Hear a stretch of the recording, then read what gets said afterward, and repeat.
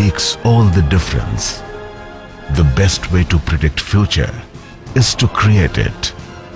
Take a move. Create a future. Join Shobhit University. As a young citizen of India, armed with technology, knowledge, and love for my nation, with a vision of transforming India into a developed nation, I'm joining Shobhit University. What about you?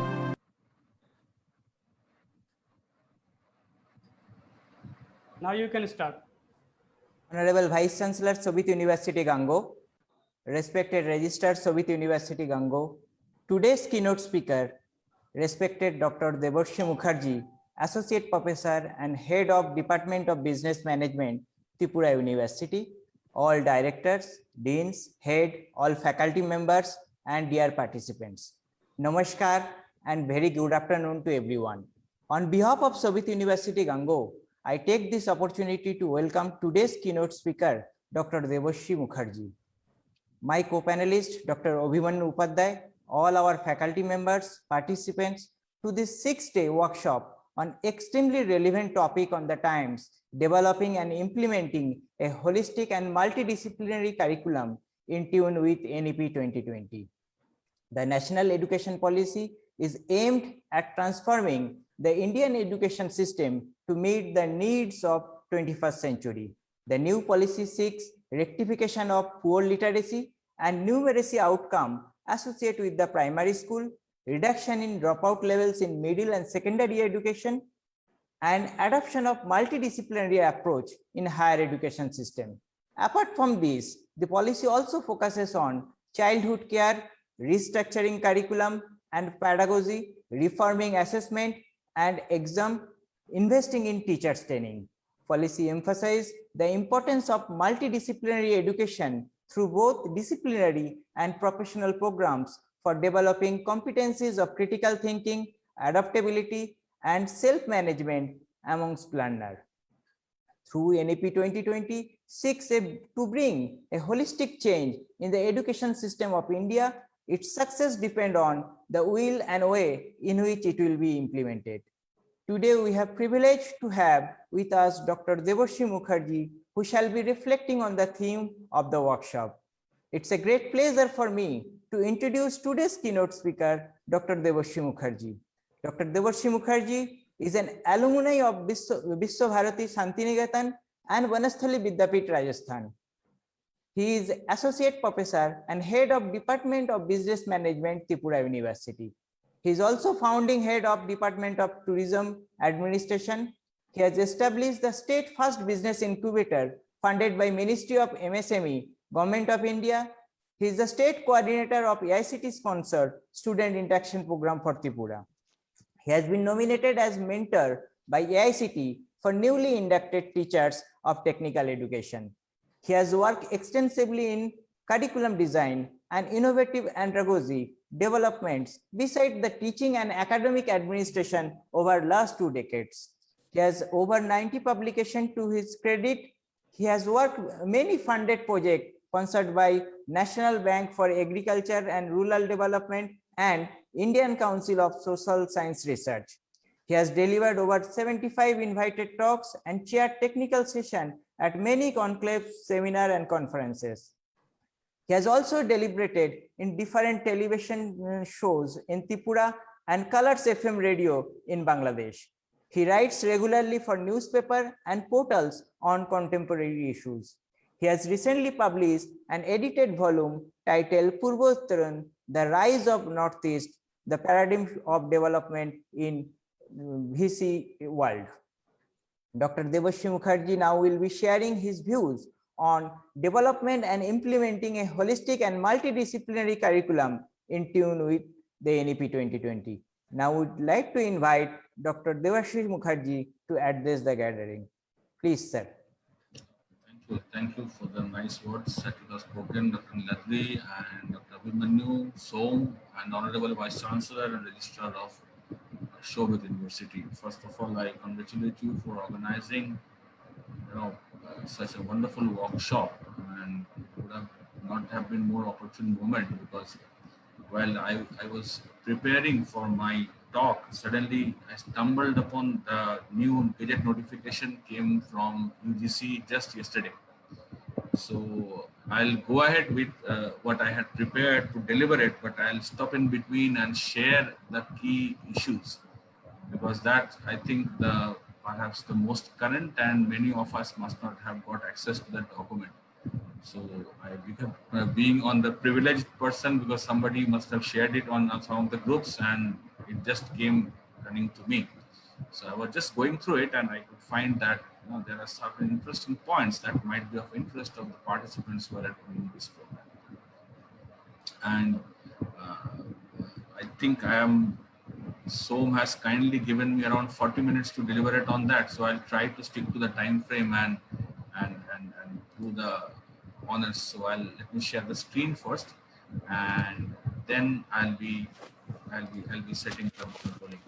And in case you have any questions, I hope I think we can take it later.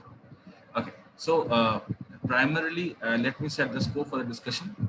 That in most of the discussions that we find, we end up giving our perceptions, what is good and what is bad. But I prefer to stick to what is there in that document, what is there in that policy, what as a teacher, as an academic administrator, we all must know. Because until and unless we know what is there in the policy document, it would be very, very difficult for all of us to comprehend the length and breadth of that ambitious plan. Fine. And to set the ball rolling, because I keep writing, because I come from a university which was founded by Gurudev Rabindranath Tagore. And while I was going through his articles, I find tremendous similarity with what he wrote 100 years back and what we have in the form of NEP. So therefore, I had written a couple of articles on that. And since I would not be able to cover almost all aspects of NEP in this short duration, so I request you can go through that article. And I think with the permission of Som, I am just pressing at keeping this thing in that chat window. I hope. Yes, sir. I'm just trying to. I hope the chat window, I need to go through it. Yeah, I got it here. I'm pressing it there. So the interested participants can quickly go through them, I think, once I'm through. Okay, so to start with, we'll talk about the NEP is a very, very, very lofty goal set by the government of India. And here we'll be talking about some of the important aspects, although I'll talk about the curriculum sometime later, but let us understand what is intended here. Primarily, the idea of converting the HEIs, that is the higher education institutions, into three broad categories. One is the multidisciplinary university. Second one is your research university, and the autonomous colleges. These three are the important pillars that are going to be in by the year 2030. Now, the criteria that has been set is that students which are having 3,000 plus or the universities, HEIs, because all of them are going to be converted in the form of HEI. Why? The reason I'll tell you, maybe after some time. Well, let me just spread it thin for you. So we have around, I think right now we are sitting at 2021, so around 9 years in our hand, so that we can convert all our existing institutions in as an, either an MU, multidisciplinary university, offering multidisciplinary courses, or a research university, or you call it RU, which will be primarily focusing on the research, and second, autonomous colleges, with giving them the graded autonomy. So this is the massive plan this NEP document is suggesting. And if we are working on that basic plan, because NEP has understood one latent attribute, that not every teacher is a good researcher, or vice versa. That is no harm. Let us accept that fact, that if I find somebody is a good teacher who can connect with the subject, can bring the students to the subject domain and deliberate on them, the students can articulate a lot of things, your affective, reflective, all domains are being satisfied by the way of teaching, we can live with that kind of truth. Not everybody has to go ahead and publish their ABDC, their FT50 kind of journals. They should, break their head, because not everybody, has that kind of acumen. So which NEP has very categorically understood. Another interesting part is that in the process, we in every institutions, we do a lot of academic activities, which comes under administration, but for which you do not get any API, that is, academic performance indicator. Right now in my university, I mean, rather in your university also, if you want to get a promotion, so you need to fill up that API form, PBS performance appraisal form. So therefore, for every article, certain scores have been given. What if you are doing a lot of administrative activities, you are not good academics? So that does it mean that we discount your efforts? No, it's not like that. So therefore, that kind of provisions have also been made, because then you are into teaching in intensive universities are there. And then the objective is to upgrade those existing colleges by graded autonomy. Graded autonomy means the Higher Education Research and Council will grant graded autonomy depending on the performance of the respective institutions, in the what kind of research they are generating, what kind of students they are producing, the volume of patents they are getting, multi-stage of evaluation that are being involved in the process. Now, National Higher Education and Regulatory Council, that NHERC, is right now they have started their work, but it's been captured in that document. They're going to replace the UGC, because this time is being planned this way. It is going to, like for medical, we have that MCI has been replaced by National Medical Council. Similarly, same way, the entire plan is that National Higher Education Regulatory Council is going to take care of all the educational part, and side by side, another for the vocational courses, GEC is going to come to the surface. Fine. Now the affiliation is another activities which is to be discarded, which is going to be phased out with a period of time, because that is the reason I was talking about, that all higher education institutions, all colleges are going to take the shape of an independent HEI, which is a thing which the institutes must honor. Fine. Now, that is the major chunk I was talking about, that multidisciplinary and holistic education, because the frame needs to be understood. Right now, all universities have been asked to frame an NEP implementation committee. I hope in your university also same has been done. So the UGC has mandated you need to do it. Now, for that, one university committee must be formed, which will be termed as institutional development plan, which will be tasked to create that how you are planning for 2021 till 2025. What is the 4 years of horizon which you are showing it to your university? This is where you want to go, and what kind of committee formulation that you have done, what you are going to do in fostering multidisciplinary liberal education framework. Now take a pause. That is the reason I said I'll be talking to you on the document which just came yesterday. UGC has created that ABC, or the academic bank credit. So UGC has issued a gazette notification dated 28th July 2021, which is the latest one, and in that it has identified certain key issues, very, very important key issues.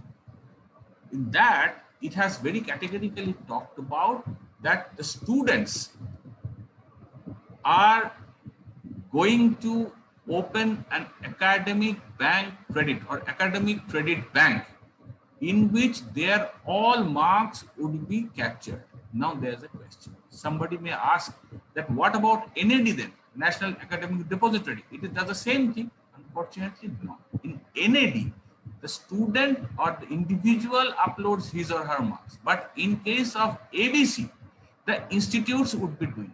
Now, who would be doing? Who would be doing this activity? Now, the government says that as part of your multidisciplinary teaching, the HEIs are going to apply to the government to be a part of that academic bank credit. They need to apply. Now, who are these HEIs? Those either that they are in the top 100 of NIRF ranking or NAC A category institutions. Those measurement or QS ranking, top 100 in Times Higher Education Survey. They have created certain mandates. Fine. So those qualifying institutes would apply to the government that, okay, enroll us to be, considered for ABC. Now, what will be there? Assume one student, for example, Som takes admission as a graduate student in Shobhit University. Now he finds that I can do 50% of my grades I can earn here, and remaining 50% I can go to IIT Delhi, I can go to IIT Roorkee. So there are a lot of courses are being offered. So I can pick those courses and get the certification done, or maybe I can give the examination, get my credits done. So what will happen now? Shobhit University, if it is under following those, if it's a qualifying rank is being able to achieve, will apply to the government and they will say we should be considered for ABC. Now all the grades Som is getting in Shobhit University, a copy should be given to him. At the same time, the HEI will upload the marks in his bank account, as if your father is depositing cash to your account. Fine. So he can see it, that okay, he can download, access it, but he won't be able to upload his own marks because that is to be done by the institution, the way the mark sheets are being given. Fine. So now what happens? 50% of the grades, and that is the criteria. The degree granting institutions must be offering 50% of the credit for an individual. Fine. Now, remaining grades. So IIT Delhi, Som has done one course there. So that course certification again, it gets uploaded. No one is involved in between. The institution takes the examination, awards the grades, and it uploads there on the system. Fine. Similarly, IIT Roorkee does it, or many other institutions. I mean, there could be any. So remaining 50% comes from outside. So therefore, the basket is ready. So academic bank is ready. So I don't have to go anywhere. I am taking these courses online. So as of now, the plan is for online only, and I am collecting it. So I get an opportunity. It's a liberal framework that I can take any course anywhere. Now the question is, who are going to be the participants? Is any university be part of it? Answer is no, it is not possible. Why it is to be done? First of all, HEI needs to be registered with the academic bank. Fine. Like we are trying to buy a residential property, right? Then we said to which banks your property is being approved. I can seek loan from them. Similarly, it's a close-knit fabric. So within those academic institutions which are in the academic bank credit, the student can pick up those courses from there. And that is the reason primarily the top 100 has been considered. If they are willing, they will consider. Now, how they will do that? They will create an IDP, Institutional Development Plan. And in that plan, they will mention that we'll apply for it. And therefore, what they will do, they will create the course baskets. Fine. So let's say MBA or BTech. So BTech course basket, let's say 8 semesters, 6 papers each, so 48 courses. For MBA, if I take 9 papers, so 4 semesters, 36 papers are there. So I can create a course basket. Now, in that case, we have a multiple entry, multiple exit options. So what will happen? The one student may take admission in one institution, pursue first semester, can leave. Now here the institutions need to create a guideline, a plan under NEP. When the student is allowed to leave, when the student need to deposit the fees, when the student need to complete the criteria, all those things are part of your IDP, which you will be working in conjunction with other universities, other members of this particular network. And therefore, the student also gets to know that, okay, fine, that if I am joining Shobhit University, so Shobhit University would be the degree granting university here. So within Shobhit University, I have to get minimum 50% of the credits to become worthy of the degree to be admitted in. Fine. And then what happens during the rest of the courses I can pick up somewhere. Similarly, the university also needs to create a graded fee structure. So if a student says, see, I have out of 36, only 18 I have completed in your university, how can you charge me for the remaining portion? So the rest I have done from outside. So what you need to do, where the student has taken those courses, the HEI needs to remit the amount to those institutions. This is the mechanism. And that is why the students are free from all kind of multiple fee deposits. Fine. Right now, what happens, if I am taking a course in IIT, I have to deposit the fees there. If I'm taking IIT Roorkee, I have to deposit the fees there. No, in this case, what will happen? The HEI, which is the degree granting institution. So I'm repeating all over, a degree granting institution. That means the in a very with a analogical term, you can find it out to be the mother institution. So which is going to award you the degree, be it you have done it from anywhere. So those degree granting institution will own up the responsibility of passing on the fees to respective institution. Fine. So this is the overall plan. Now, in that first step towards doing it, you have to first select and identify the courses which you would like to offer, because that same courses would be made available before the students who are willing to take a course. And understand one thing, because I think last month I was in another program where I was at the opportunity to meet some of the members of the drafting committee, one being Professor Kattimani, the Vice Chancellor of Travel University of Uttar Pradesh. He very categorically said that even the Kasturirangan committee and everybody has very categorically identified why it's a program oriented. It has to be course oriented. Fine. So therefore, the student has the right to pick up the basket. Now, this is where I'm very much, I find it a little bit of challenges here. And because, I'll get to a little bit of research if you allow me, because John Dewey's theory in 1930s, which talks about the constructivist approach. Those who are into the learning theories would be knowing it. So he talks about the learner's maturity. Now, here what happens, if the student makes a wrong decision, then there is some bit of a challenge for him, because that course cannot be undone. So once you have created your own basket, you have identified picked up the courses, but you need to exhibit. We are following Western models, but then the problem is in Western models, for doing a PG program, 3 years of work is compulsory. Fine. So in those cases, they know what they want to learn. But in our cases, mostly, students after 12, they know I have to go for engineering. Why they're doing engineering, majority wouldn't be able to answer, because if the parents will or siblings will, or maybe that has been the trend. And then after PG, they also, whatever they want to do it, because since my friend is doing MBA, I'm doing MBA. So my friend is doing M.Pharm, I'm going ahead with it. So the matured career counseling at the school level is not very much strong enough. In the university level also, it is not there. We do have a counseling session, but rarely people visit the counselor. So there could be a gray area, but I won't want to comment on that because it is just the nascent stage. I hope the teachers and the parents are capable enough to guide the students to take up the right kind of course.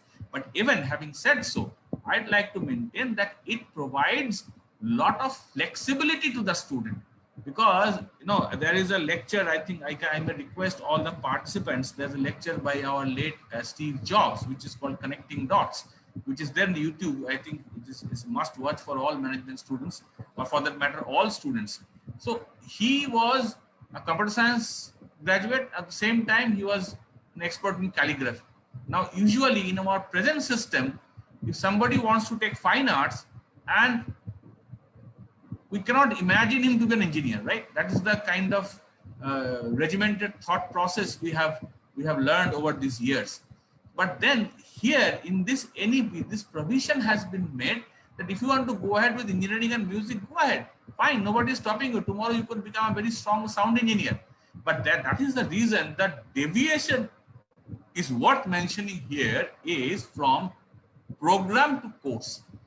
So you take one course from engineering, one course from fine arts, one course from English literature, and you put it into a basket. That makes your program. So you could be a Bachelor of Science. It doesn't matter whether a pure science, social science, bioscience, or engineering. Is a Bachelor of Science. That's all.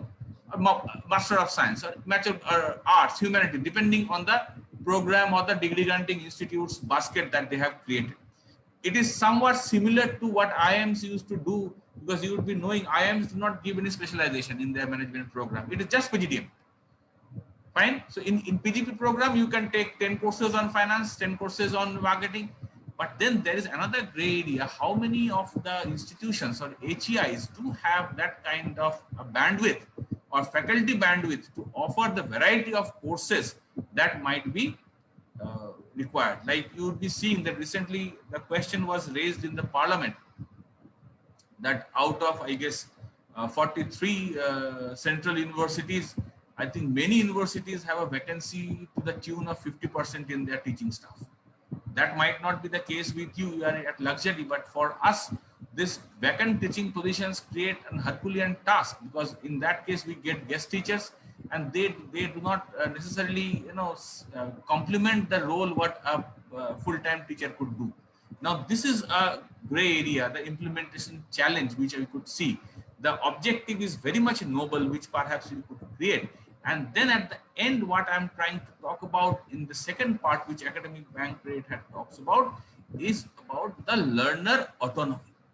This is one interesting part which has said that learner gets to decide.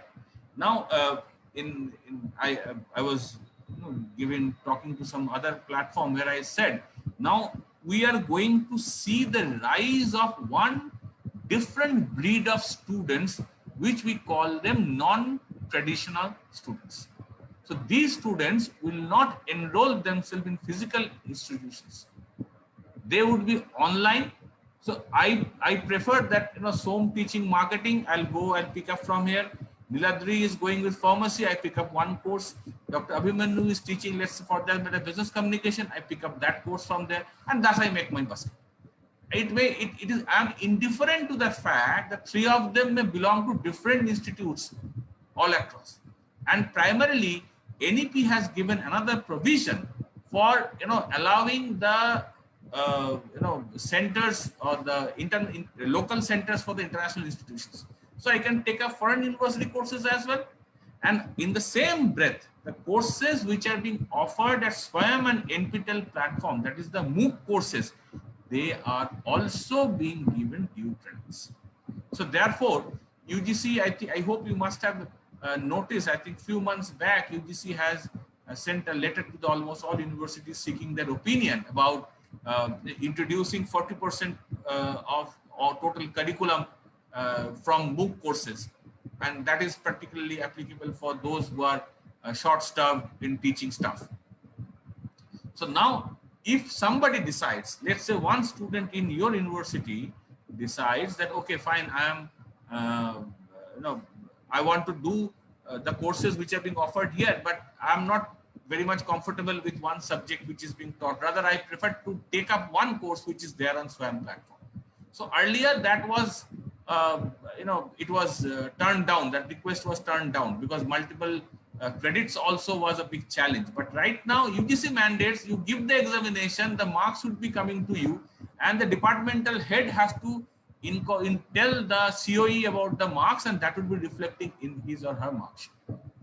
So right now, what we are looking at is the surge of those variety category of students who would be skill-based, who would be focused on the requirement of the courses.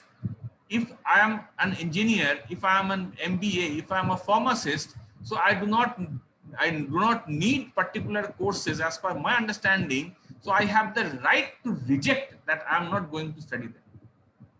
And government is supporting that.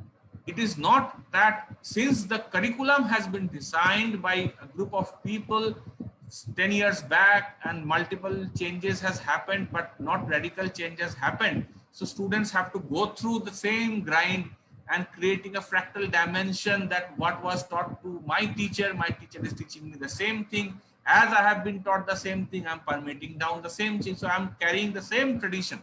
So this is it is deshackling of that kind of an learning ecosystem. So where learners can breathe fresh air, they can pick up. But remember, again, I'm trying to flag a caution here that an exercise that needs to be done with a lot of prudence, a lot of judicious nature in their decision making part. Otherwise, the chances are there in we may make it too much liberal, because that it always going to put some pressure on the evaluation system or the control of examination. But still, if the decision has been taken well, it's only going to help the students. Fine. So let me move ahead with that. Now, next we talk about the GEC part. I was talking about the National Higher Education Regulatory Council, but GEC is being designed to maintain the standard for the vocational courses. So now, as we talked about the flipped classroom, online classroom, and I'll tell you, a little strange you may feel. Today we are on Zoom. Now, how many of us had heard about Zoom before March 2020? So that's a question you could be asking. Now, if you ask me, I used to know it because I have been working in e-learning since 2003. So when I used to present papers, when I used to discuss about e-learning, when we talked about blended learning way back in 2003, 4, 5, 6, 7, 8. So, I mean, from 9 onwards, it started taking a little bit of momentum in India, because that EduCamp and all those companies came. People used to make laugh of it because they could not envisage the potential it has. Because right now we are, I guess, 1,000 kilometers away, but then with the bandwidth, with the 5G bandwidth which we are enjoying right now, we can share the same philosophy applies to the students. Now there is another challenge, because implementation part, that is, you have your multiple entry and multiple exits, but nowhere it has been mentioned the time duration. Let's say I am studying in the first year, I complete it in the month of July 2021. Now I decide to take a sabbatical, I decide to take a break. Now, how much break I am allowed to take, that has not been mentioned. So does it mean after 10 years I can come down and I can join the second year? So though this thing there, it needs some bit of a clarity. And for that, again, the IDP would talk about it. University has to take a very stringent role in that. They need to chart out if my student takes break more than X time period, he will not be allowed to take the admission in the second year. He has to start from the fresh. So this is one standard we have to take. Second, there is another part which I think I have wrote in my article also. The focus should be more on the formative assessment, because those who are teaching in the school would be knowing, because my wife is a school teacher, I get to see her. You remember the CEE days, comprehensive examination evaluation thing, which our Honorable then Mr. Kapil Sibbal has introduced. So it has actually opened a Pandora's box. So a teacher has to evaluate a student of around 10 parameters, around 50 parameters. Whether he ran for the day, did he sing for the day, and all those things. And virtually, if we are collecting data in our structured questionnaire method, if we ask any participant, if somebody asks me to compare, give marks between 1 to 7, give our ranking, it is very difficult. So how can we expect a teacher can evaluate a student for all those 50 parameters distinctly? It is virtually not possible. And then Pallam Raju ji came, he abolished it. Then the BJP government came, it abolished this process. But now the focus was, that time also the focus was more formative. Here also right now the focus is more the formative assessment part. So formative assessment talks about one's emotional intelligence, EQ part. I think the psychologist, if somebody present here, would be and knowing it better. So what kind of affective domain, what kind of psychomotor movements that I am releasing, the cognitive part, those are, they need to be fostered, because ultimately a student, be it at the school level or the higher education level, summative parts are straitjacket answers. You read some theory, summative and responsive, but formative are more important. The way we discuss case studies, why we discuss case, why we do simulation in the classes, because we try to see to it how articulative the students are. So now the focus is on, they say, the flipped classroom. That means the learning takes outside the class, and I call it a ubiquitous learning, because learning should not stop. Because one of my articles I wrote, and it was appreciated well, that even if the college is stopped, that doesn't mean learning would stop, because that actually happened last year. Classes were not there because infrastructure was not available. In government schools, now in private schools, I'm talking about the school level, not university level. In private schools, the online classes, somebody has Zoom, somebody has MS Teams, somebody Google Meet, WhatsApp taking classes. What about the government schools? You try and visit any primary school in your area and you ask the teacher, do you take online classes? You will find negligible. Even the government statistics say so, because you don't have the infrastructure. Because we send our students to the government schools. I studied in a government school. That's a different story. Than our times, the preference was more towards the government school. Private school did not coop up that time much. But then right now, even if I'm having some disposable income, I prefer to send my student to private school, because the learning continuity happens. So here in this case, the government also is saying that you take a flipped classroom method if somebody can learn at home. Now, recently the FDP trends, I think you would be knowing it. Right now, I guess this lecture is being zoomed and beamed live. What if there is a very legitimate candidate who has to work in his office, but he cannot attend the lecture? So can't he go home and replay the video which will be shared online? So this is what I'm talking about. Learning happens outside the classroom also, depending on your maturity. So if I'm serious, okay, fine, I missed some part, so I'll replay it. But in formal classroom sitting, this is not possible. No, when Dr. Abhimanyu teaches in the class, if I miss that class, I miss his lecture. There's actually no other alternative. I have to go and request him, sir, please could you help me? But he is not a machine. He cannot reproduce the same lecture what he did in front of 60 or 70 odd students. But here in this case, what I am doing, even if you ask me second time, you're not going to do so. But if the recording is there, the student can get to learn it. Fine. Now, I think yesterday I was teaching regression online for a national FDP. So the student who could not do it with the class, maybe slow learners or mediocre learners were there. For them, that video they can replay and follow the instructions, and they can learn themselves. So this kind of environment, which is talking about the optimal learning environment, I can call it. It is supporting the formative assessment part of the students, and that is very much helpful. And for multidisciplinary structure also, the institutions must think and create that kind of infrastructure. And unfortunately, even today, the many government universities, they are unable to create that kind of a setup, which I think it should be very well mandated. And let me tell you, there used to be, when we were students, so there used to be a distinction between the government and private universities. But if you go by UGC regulation 2018, there is no distinction between a private setup and a government setup, university or institutions. So every private university, now it is the fight between the competence, who can live up to the expectation. You see the kind of projects are being granted, the skill development, the NSDC, the projects are being granted. Majority of them are doing it.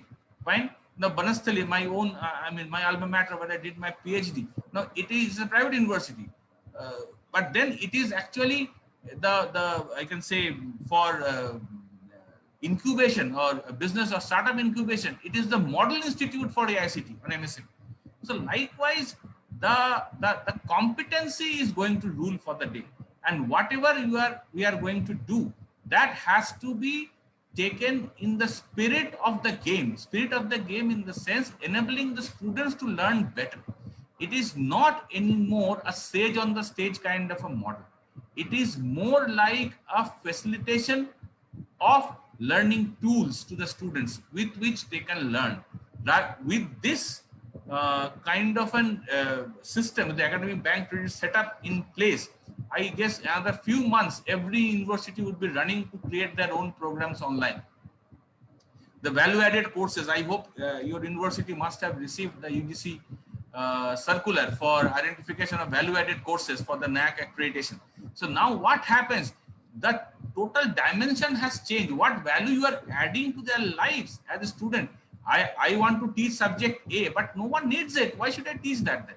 So what value I'm going to add in terms of employability, in terms of skilling? The focus is maximum on the skilling part.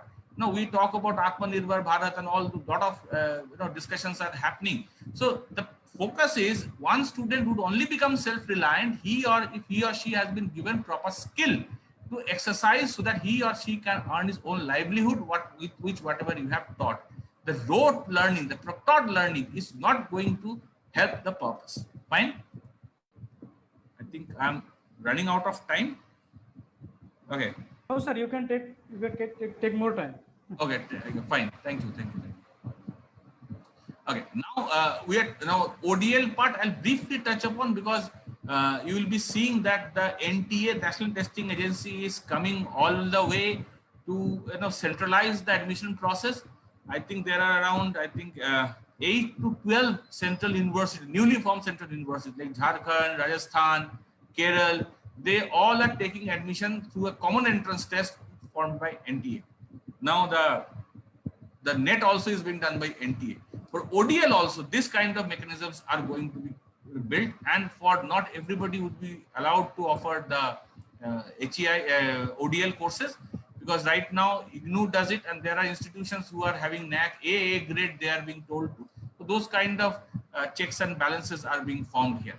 Fine. The regulatory collaboration we talked about. Another interesting part which I am going to highlight here, that for HEI, this is for the universities to take a note of, they can form that TRIO, which is Teaching, Research and Interdisciplinary Office.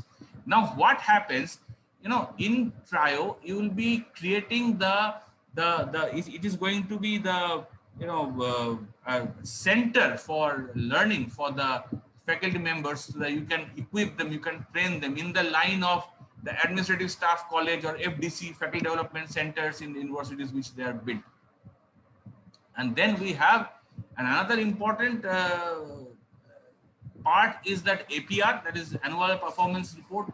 I do not know about most universities, but in government universities, it's a mandate that we need to file the APR for all teachers and for the non-teaching staff as well.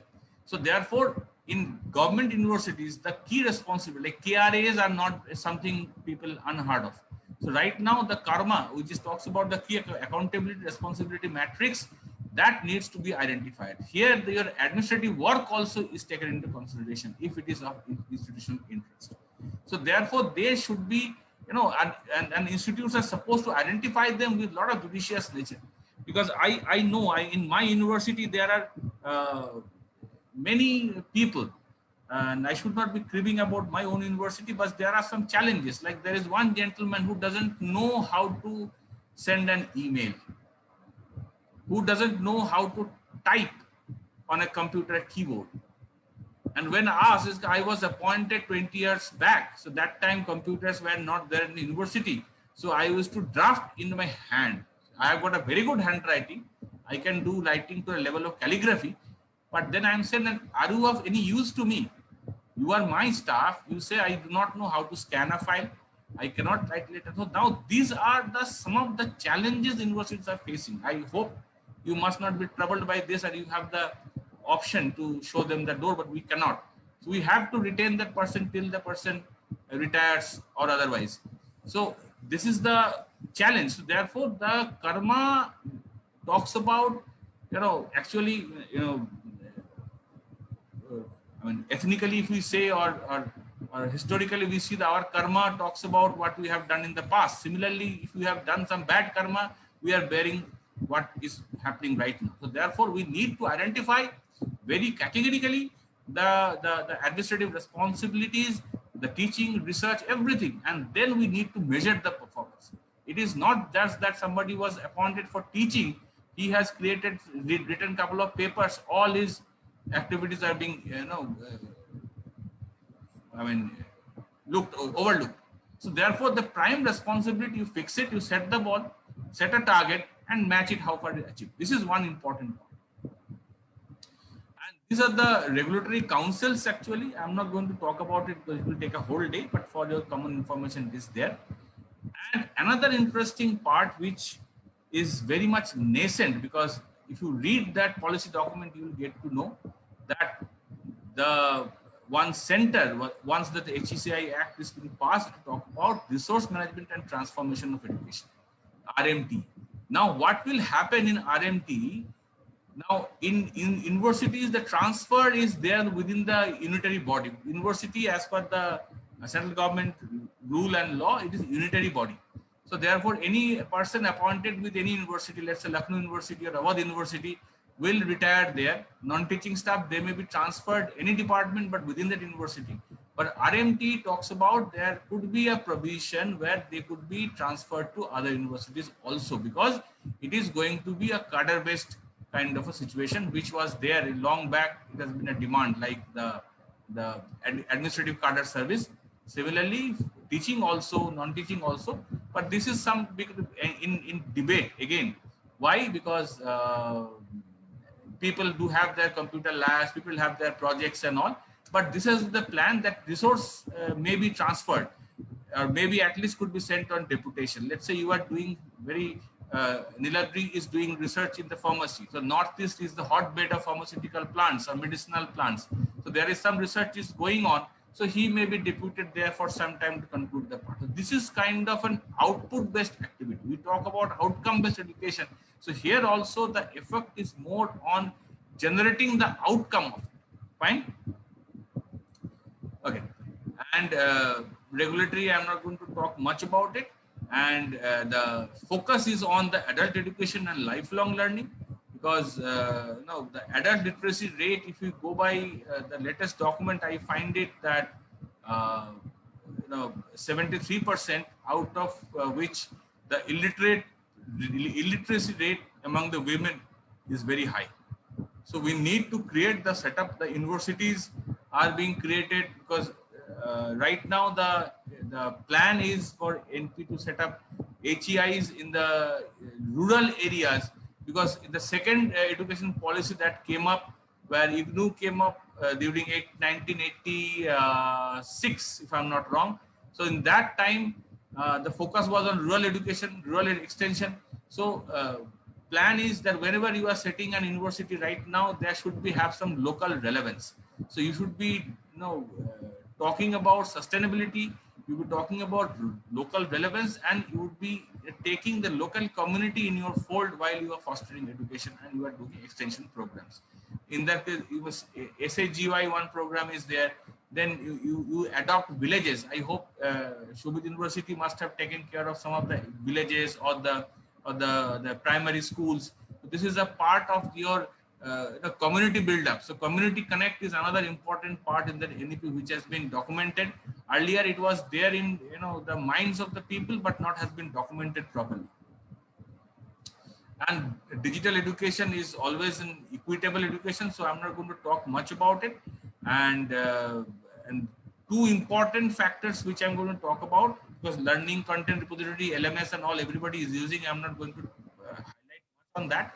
One important interesting point which I'm going to highlight is that the funding which this Ministry of Education has proposed, for the faculty development, for the if there is a public HEI which is low graded, so they need to be promoted, they need to be supported. So some fund arrangement has been done in terms of providing them necessary equipments, laptops and all.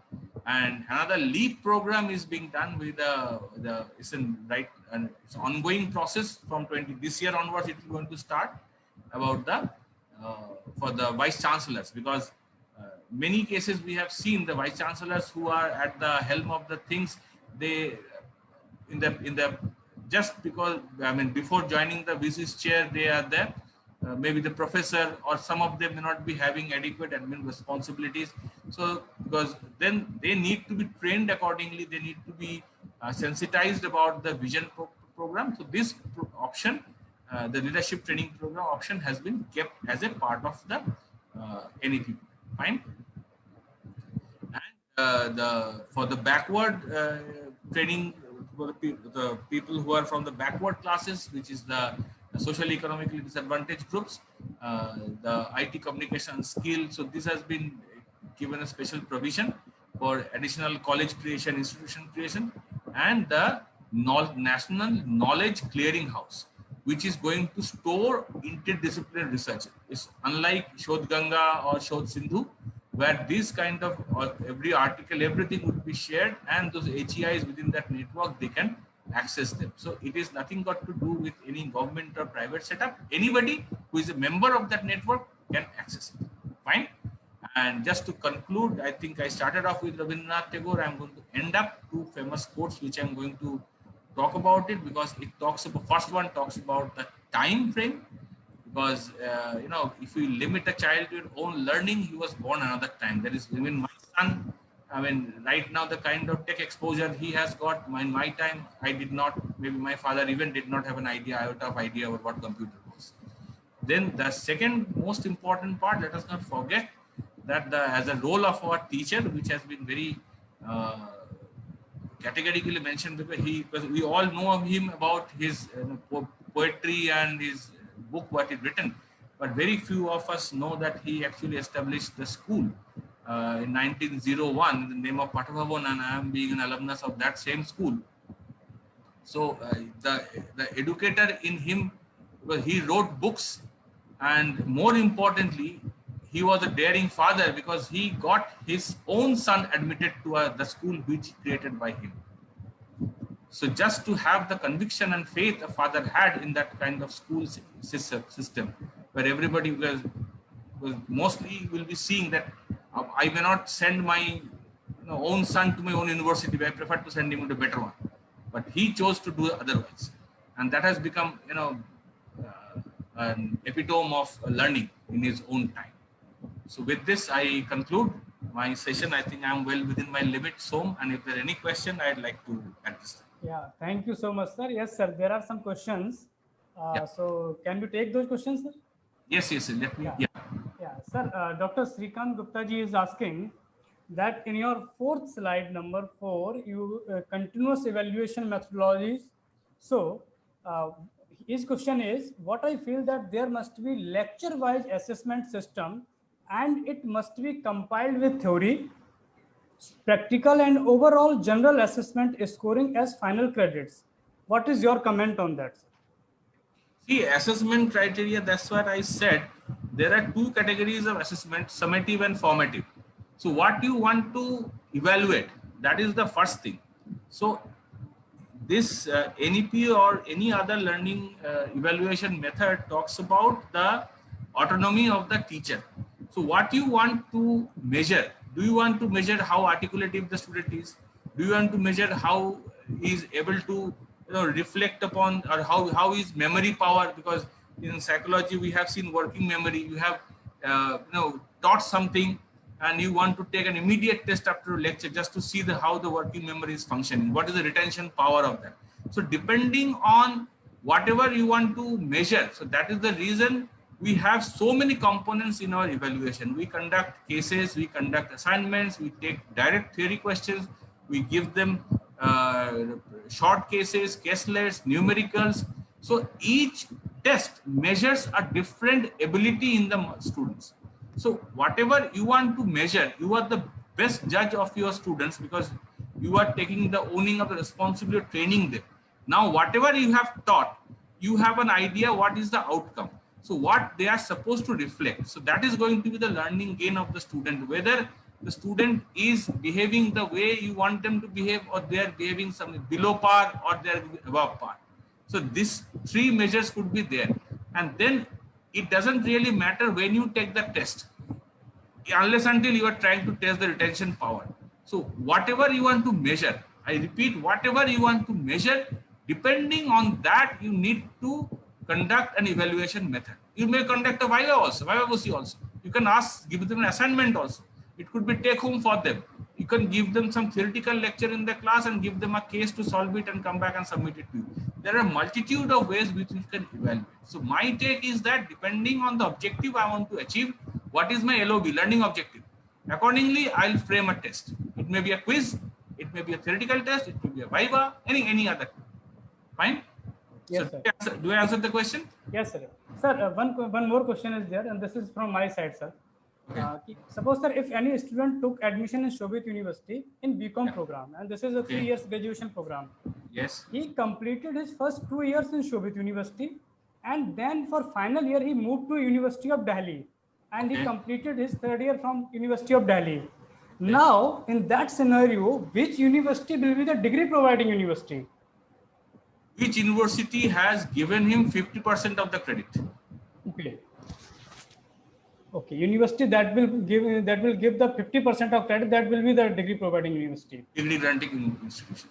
Okay. On sir, suppose Shobhit he earned 55 credits in Shobhit University. So Shobhit University will be the degree providing university, Exactly. and then which certificate will be provided by the University of Delhi? Remaining 45 credits.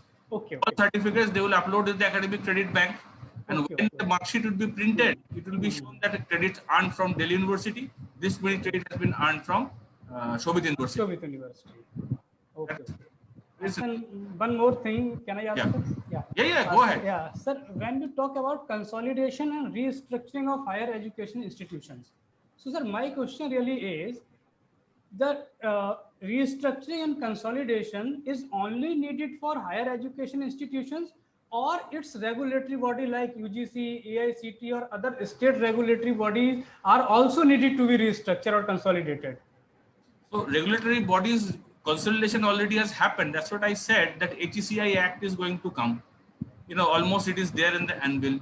UGC, AICT, all are going to be merged into one National Higher Education Regulatory Council, NHERC.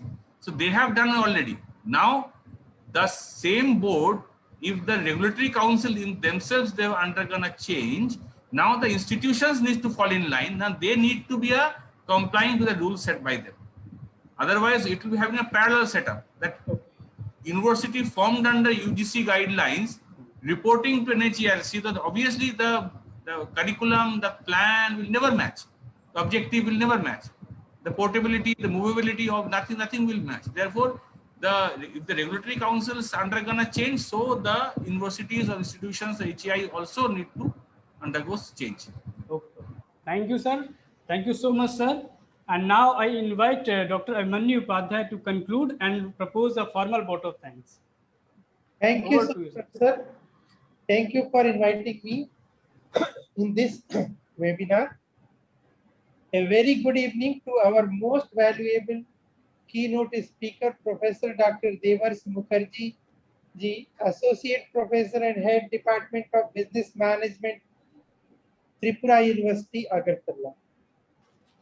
Honorable Chancellor Sir, Shobhit University, Gango, Honorable Vice Chancellor Sir, Professor Dr. Ranjit Singh Sir, respected Registrar Sir, today's keynote speaker, Dr. Devarsi Mukherjee ji, our directors, deans, principals, HODs, faculty members, students, and all participants present in this 6-day long workshop. It's my privilege to offer thanks on this occasion. I, Dr. Abhimanyu Upadhyay, Associate Professor and Head, School of Business Studies and Entrepreneurship, Shobhit University, Gango, on behalf of entire Shobhit University fraternity, I would like to express our sincere thanks to Dr. Devarsi Mukherjee ji for giving excellent coverage on formulating and implementing a multidisciplinary liberal education framework under NEP 2020. Sir, you have clearly explained us how the higher education institutions will get restructured and consolidated.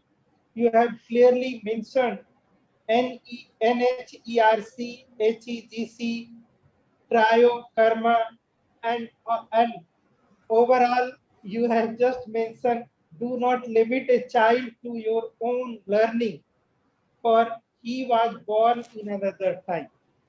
Sir, through this